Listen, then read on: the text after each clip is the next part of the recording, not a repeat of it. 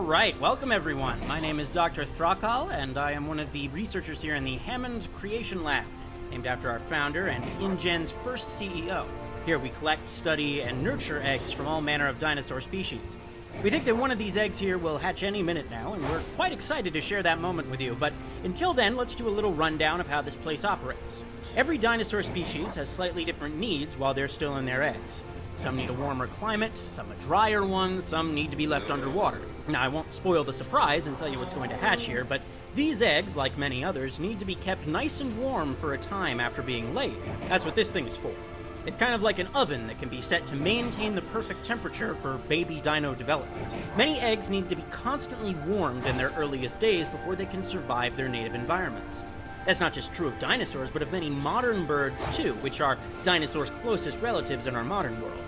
And now you might notice here that there are some pretty sizable cracks forming on this egg. This is because the creature inside of here is a predator, something with a big head that will need to force its way free from the shell. And don't worry, this is dinosaur-proof glass. We only deal with the babies in here, but this barrier would keep you safe even if a Triceratops came charging through the lab. Once hatched, each dinosaur receives treatment specific to its species. Some need time to grow before they can be welcomed among others of their kind, for example, and some are pretty much ready to go the moment they pop out of their shells. It all really just depends on... Oh, she's coming out! Making a bit of a mess with the shells here. Hey, I think she wants to meet you.